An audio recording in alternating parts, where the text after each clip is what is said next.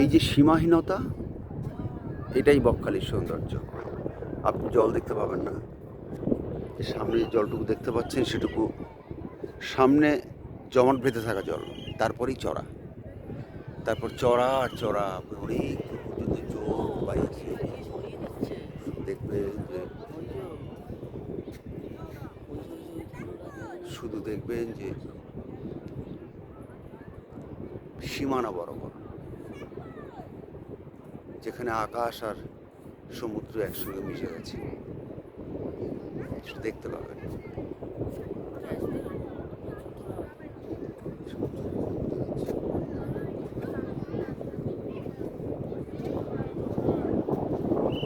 হয়তো জোয়ার আসার সময় তাই বাঁশি বাজিয়ে নিরাপত্তারক্ষীরা এখান থেকে মানুষকে সরিয়ে দিচ্ছে, কিন্তু দূরে যারা গেছিল তাদের, আমাদের নয়, আমরা একদম নিরাপদ জায়গাতেই আছি।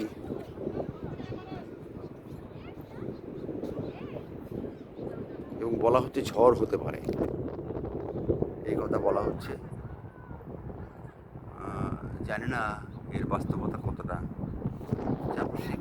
চলে থাকলেও মেঘ ফাটা ফাটা ফাটা মেঘ, এবং জগন্নাথ মেঘ কিন্তু এখানে নেই।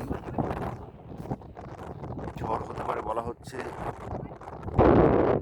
বেশ জোরে হাওয়া বইছে, হাওয়া তো থাকেই, কিছু নয়।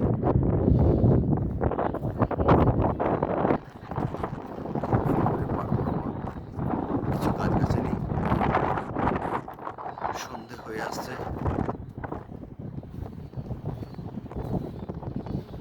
এখানে তেমন কিছু পাওয়া যাবে না, পাওয়া যাবে এখানে নির্জনতা।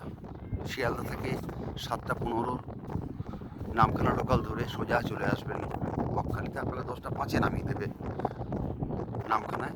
সেখান থেকে আপনি টোটো ধরে 60 টাকা মাথা পিছু ভাড়া নেবে, সেই টোটো সেই ধরে চলে আসতে পারেন, অথবা বাস আছে, আপনি টোটো করে বাস স্ট্যান্ডে আসতে হবে, সেখান থেকে বাস ধরে আসতে পারেন।